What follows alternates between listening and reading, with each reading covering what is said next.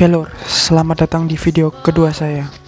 Kali ini saya akan mereview keyboard gaming yang kemarin saya unboxing. Alangkah baiknya kalian melihat video unboxingnya dulu, baru melanjutkan video ini. Warwolf sendiri merupakan penyedia peripheral gaming. Yang saya tahu, dia juga membuat headphone gaming, mouse gaming, dan keyboard gaming ini sendiri.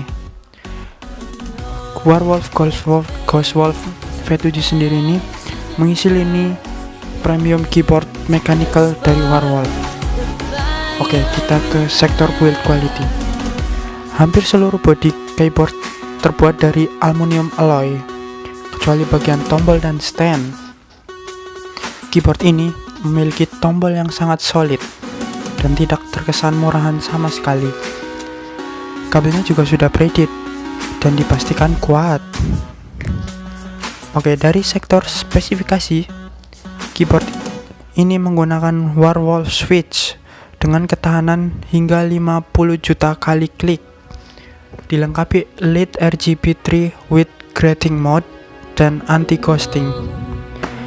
Keycaps juga bisa di custom, support dengan keycaps seri MX. Keycaps keyboard ini menggunakan laser engrave yang bentuknya seperti ini apabila dibuka. Uniknya, di bagian atas ini ada tempat yang diperuntukkan untuk meletakkan smartphone atau smartphone dock. Saat stand dinaikkan, posisi kita mengetik pas menurut saya. Dan saat kita klik juga feel-nya enak. Seperti ini suaranya.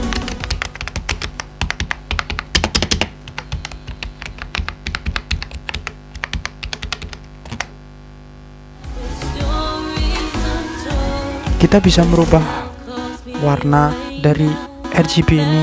Ada beberapa mode warna dan ada mode berkedip, dan juga kita bisa mematikan LED RGB-nya. Oke, mari kita ke kesimpulan. Menurut saya, dengan segala kelebihan keyboard ini punya dua kekurangan, yaitu warna pada tombol sendiri berwarna putih, sehingga menjadi cepat kotor dan pastinya akan repot untuk membersihkannya, apalagi di sela-sela keyboard ini.